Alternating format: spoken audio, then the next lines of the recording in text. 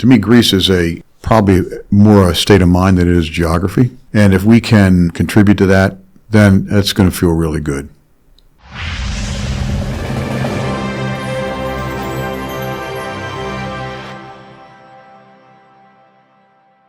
Welcome back to ITHAKA, the Journey of Great Hellenes, a speaker series powered by the Hellenic Initiative, THI. As you know, we explore the journeys, values, and legacies of distinguished Hellenes and Philhellenes whose lives have shaped our communities and institutions. Now, in this episode, the roles are reversed. Our usual host, George P. Stamas, sits in the guest chair today to share his ITHAKA. George Stamas is a senior partner at the international law firm of Gibson Dunn, where he focuses on mergers, acquisitions, and corporate securities transactions, as well as counseling C-level executives and boards of directors on governance. He's been listed by the best lawyers in America for 28 consecutive years. And Chamber USA has described Stamas as, quote, a world-class deal maker who is brilliant in a crisis. He's been profiled by Crain's as one of New York's 200 most well-connected business people, and early in his career was named as one of the 45 lawyers in America under 45. Beyond his remarkable legal career, George is the co-founder and president of the Hellenic Initiative. Since founding THI in 2011, he's played a central role in building the organization into one of the most impactful philanthropic efforts of the global Hellenic community. Please join me in welcoming THI co-founder and board president, George Stamas. So, George, normally we say, welcome to ITHAKA, but you started ITHAKA, you are ITHAKA. I didn't start ITHAKA. But let me start by thanking you from coming from this seat where you are the questioner, and we took you kicking and screaming to over there so we could interview you about your ITHAKA. So the hunter is now the hunter. No hunting here. Just a friendly conversation. So to start, your ITHAKA. Where does George Stamas, the Stamas family's ITHAKA, begin in the homeland? Tell us the story about your family coming over from Greece. You know, Mike, I think it's a pretty typical story, honestly. This story gets repeated over and over and over again. Very much like your family, I might say, that I've been close to, it feels like my whole life. Now, a different part of Greece. Right. Not too far. But very similar. Yeah. In ancient times, they were probably connected because you're from Crete and we're from Sparta and the Mani. And I think in 1874, my great-grandfather came to the United States. Somehow he was tapped on the shoulder by his grandmother and ventured from Mani to God knows where, Athens, and jumped a steamship boat and came to Chicago. And he was here a couple of years, and he went back and he settled in the Sparta area. And then my grandfather came in the late 1800s. My other grandfather came from Sparta as well in the late 1800s. And my two yayas, both were children in the village of Amykles, which is a suburb of Sparta. They came over. They were childhood friends. They came over in around 1910, 1915. So the family stayed together, and then my parents knew each other or introduced, whatever, and one thing leads to another. That's great. Yeah, that's it. So the early years. So you were raised where? What part of the country? I was born and raised in Baltimore. Okay. Big Greek community. The town is sort of divided between the Islanders and the Spartans. It was very rich, very enriching, youth growing up, simulating very much. That generation from back then was very much into a simulation.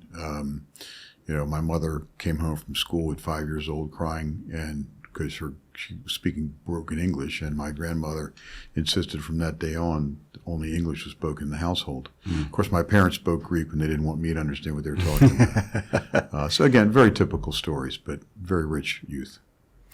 So ITHAKA, a big part of anyone's journey is the people you meet along the way. Oh, so boy. you have to tell the story about meeting the love of your life, Georgia. How did that happen? And that brought you two together how many years ago now? Well, we met the first day of law school 50 years ago. Okay, 50. And teacher called the roll, and I just found a way to talk him into letting me sit next to her. And then Georgia was venturing to Greece next summer. The following summer, I found an excuse to go there. We were thrown together because Turkey declared war against Greece over the Cypriot invasion, and I became a bit of Georgia's savior. One thing led to another, and 6 months later, we were engaged to be married.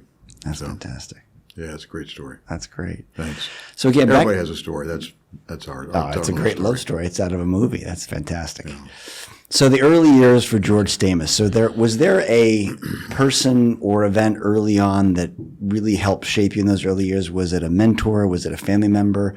A teacher that really struck you in a certain way that really shaped you during those formative years? Well, big question. I would say that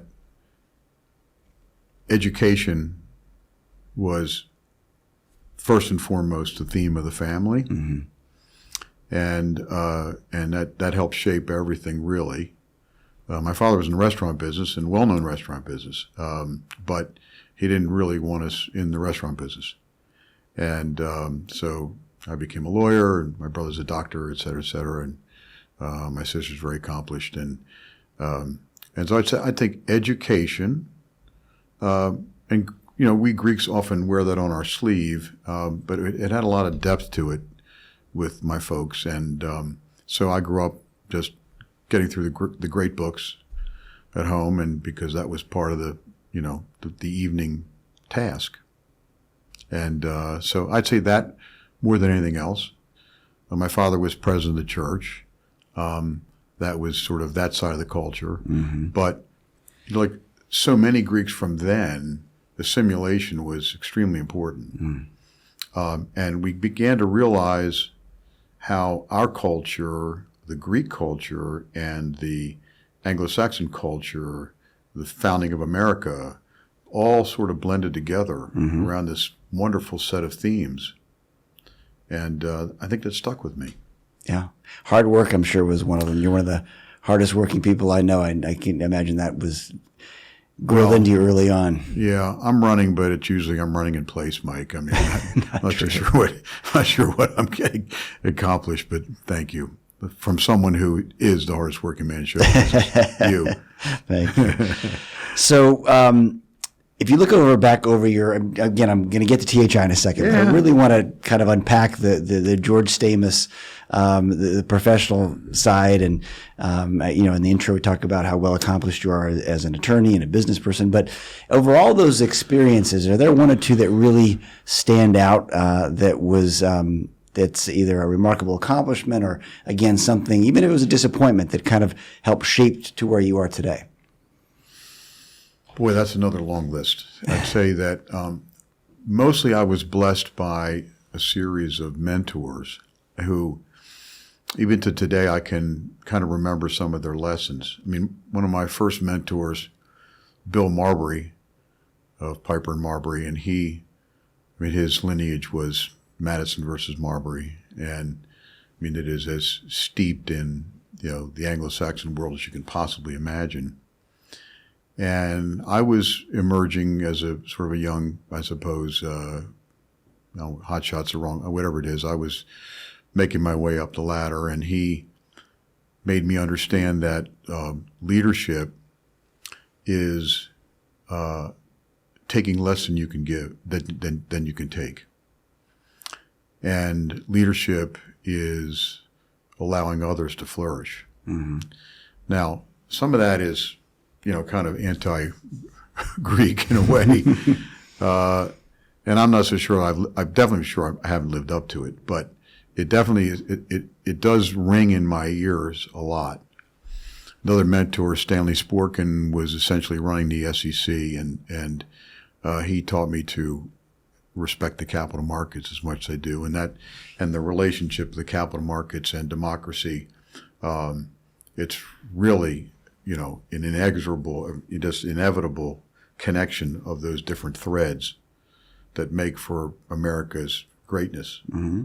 And then when you sort of read about the Declaration of Independence and the founding of America and the founding fathers and how they were so inspired by Greeks, it all starts to make sense. So I was just very lucky with a series of mentors, and I've always been a partner of people. The law business sort of teaches you that. And so I think it does round your edges a little bit. Anyway, I don't think it necessarily prepared me for anything, I suppose, but it gives you a fairly healthy sense of self. And I think that's what those mentors did, and my father was right out of that mold. Very, very classy guy, and I just, and I learn from people. I'm a curious. We're all curious. I mean, I think I observe people, and I like to try to learn from them. And I've got a lot to improve on, so I'm constantly into improvement. And that's not a humble brag kids talk about. It's not, really is not. It's a spice of life. Personal relationships, curiosity, kind of learning from others. Mm-hmm. Wow, that's what I love to do. It shows. It shows. So THI. Yeah. The reason we're around this table right now. Yeah. So roll back the videotape about 15 years ago now. Greece is on its knees economically during its Great Depression. A lot of people ask themselves, how can we help? What can we do? And you and Andrew Liver step forward and says, here's what we can do. Talk about those early days. How did that come together? And why? Well, let me back up. Before we talk about why it came together, what motivated you to do, you and Andrew and some select others, motivated you to do something on such a powerful level rather than saying, oh, let me write a check, or that doesn't directly involve me. What was it in you that made you step forward in that moment? I think it was serendipitous. I think it was kind of by accident. Again, none of this would happen without a very large group of people. Yeah. I'd love to, and I'll find a way to name a number of names that just ring in my ears. I mean, this is just a wonderful, committed, no weaving spiders, but really sincere group of people who came together almost right away. So I had spoken to George David in Greece, and we talked about how, clearly Greece is in crisis, and I talked to Andrew, and the idea was maybe we'll raise some money, and we wanted to give it to another organization, Greek organization, and they said, look, our charter won't allow us to do it. You have to be the ones to do it. Mm-hmm. And so it was very natural. I mean, and it was natural because I think that the diaspora, or those that are part of the initial group, and since then, have come of age. And I don't think it could have happened, 50 years ago, but I'm not sure that it's been a long time since the Greeks came together over a crisis. Waxing poetic a moment, I suppose it's Thermopylae or something, but clearly through media and just such a well-read, well-bred group of people connected by the church and other Greek organizations, we could all see something bad was really happening. Mm-hmm. And so all of us engaged with some of the Jewish organizations and the Irish organizations. We see what they do and what they were doing. And we're like, wow. I mean, there's a certain sense of responsibility here. Right. So it came together very quickly, all of us. I don't know one person really. And it's done. I mean, we have a long way to go, but I think we're pretty proud the way it's come together. It really is remarkable. I mean, over $25 million in grants in the first 13 years, an estimated impact on the GDP of Greece of over $500 million at least. That's a great start, as they say. Yeah, it's a great start, and again, the other thing is for us, it's very much Oli Mazi, and in that I mean there are a number of really well-meaning and Greek-oriented organizations, And we continually want to work with the others and to produce, some really meaningful results.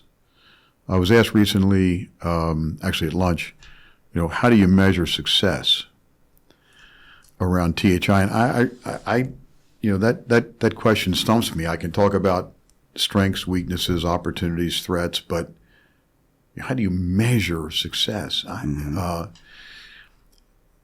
Yes, the McKinsey study is one example. Yes, you do a tour of the Children's Cancer Hospital at Pisa and you see where your money's gone, and boy, that sort of looks like success. But we know that Greece has real issues. And we know that we have a diaspora, as accomplished as it is, that even within our diaspora in different places of the world, we wish we could do more for our own diaspora. So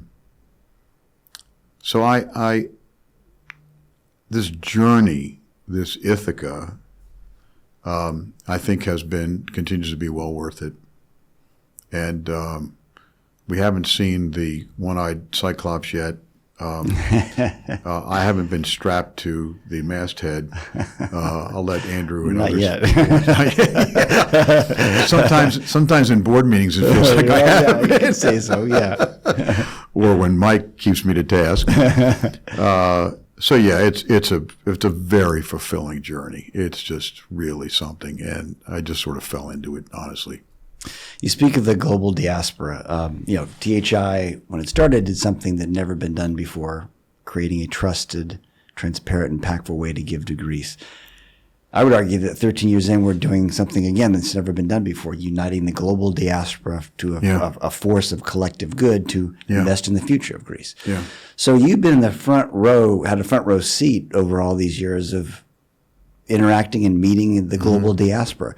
What are some of the things that have stood out to you or surprised you about the global diaspora as you meet Greeks all around the world? It was funny when we started the Australian chapter, and that was all Andrew's doing. But I was invited to kind of go to the initial meeting, and we had an audience of Greeks from all the different parts of Australia.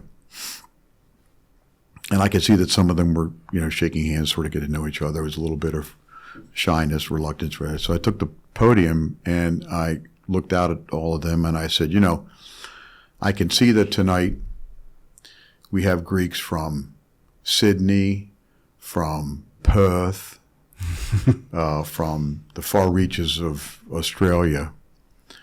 And I said, with an organization like THI, sooner or later, you might all start to even like each other. And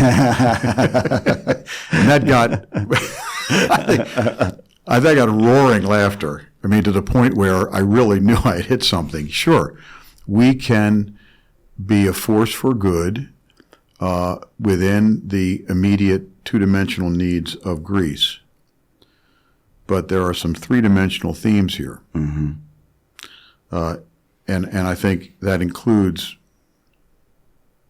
culture carrying. For this ultimately to be really successful, we want to inspire future generations to pick up the baton. Mm-hmm. Now, what is that baton? Mm-hmm. Yes, in a two-dimensional way, it is social needs in Greece. It is certainly job creation and all that, and Greece has real societal issues, like all of Europe does, frankly. But then you get ready to celebrate the 250th anniversary of the signing of the Declaration of Independence in America, and you read more and more about the founding fathers and just how Philhellenic Thomas Jefferson was, and you realize that there is even something three-dimensionally bigger going on here. Mm-hmm. I mean, it is, with all the world's issues, preservation of Hellenic heritage. I mean, after all, poet Percy said, "We are all Greek." To me, Greece is probably more a state of mind than it is geography. And if we can contribute to that, then it's going to feel really good. And maybe it's because, I was certainly raised Greek, but certainly raised to be in the melting pot and appreciate all of that. And yes, I can dance a mean samiko, I guarantee you. I love to do it. Can you show real quickly for the audience? No, I'm not gonna. I love to do it. And a number of our, like Dean Metropolis residents, these are all founders at, THI. We have great fun. But so that's maybe the greater calling. I don't want to wax too poetic about it. I don't want to get too carried away. I can get carried away. And sometimes I'm, believing my own, voice. But it's been one of the most fulfilling things in my life. I can imagine. And that's kind of the final question I had was your legacy. You built this, your ITHAKA has a remarkable journey of accomplishments through law, through business, through philanthropy. So as you look back on it and you look to the next 20, 30, 50 years, what are some of the things that you've built that you hope outlast you? I mean, obviously THI is one of them, but what are some of the things that you've been involved with that you see as part of your legacy? Well, family. Certainly. Family and then more family. 8 grandchildren. That's wonderful. Stephanie now has her 4th. She met her husband through Hellenic Initiative. That's right. As you know. Yeah. His ancestors are from the same village in Mani as ours are, by the name of Nefi, which made for a great speech at the wedding. You have to mention your other kids while you're mentioning Stephanie. So I'm about to. Okay. I wouldn't. Paul married Stephanie Exithalis. 3 magnificent children. And Greg married Blair. Blair reminds me of my blonde-haired, blue-eyed cousins in Sparta. She's blonde-haired, blue-eyed. She knows more about the Greek church than any of us do. She converted, and so of my daughters-in-law and my son-in-law Chris, the Magnatis from Montreal. I mean, 8 grandchildren. Come on. I mean, that's I really do pinch myself. I don't probably pinch myself enough, but that's it. That's number one. Family is it. And the THI legacy. I think the friendships that I've developed among that crowd. Gee whiz! Wonderful stuff. With Andrew and Mike Psaros and Dean Metropolis and John Kadunas and Kalamos and Dean DeCoulius and Bill Dukas and Mike Manitas, of course, who I talked to more than anybody. The famous Father Alex, of course, and then ultimately Father Alex, right. Who, as he loves to say, or I guess he thinks I say, but who knew came up with it? But rising tide lifts all boats, right? And so there wouldn't be a THI without Father Alex. Yeah. And that but-for test applies to every other name I mentioned. Right. It really does. Right. I mean, that board of 42 members are like I've said. Ted Leonce is Peter Barris. It goes on and on. Jim Neary. I marvel at it. Yeah. I absolutely marvel at it. Yeah. We do have our academy in the summertime in Athens, where we hold basketball camps for disadvantaged youth. And we have a celebrity basketball game, which you and I will be in next month. There's so much. It goes on and on and on, and it's enormously gratifying. But again, I had to strongly emphasize the but-for test. There are 2 dozen people who there wouldn't be a THI without them. Well, thank you for stepping forward, creating THI, for sticking with it all these years. Thank you for taking the time today. Well, thank you, Mike. Talk to all of us about your coming along is instrumental to the future of THI. It's my honor and pleasure, truly. You've you're a gem to work with, and you're really taking that baton forward, and I know where it comes from. Yeah, it's an exciting time for all of us. Won't forget it. Won't forget it. Thank you, George. So thank you for the little audience. Appreciate it. And, Oli Mazi, and let's go take that hill. Let's do it. Okay, buddy. Thank you, George. Thanks.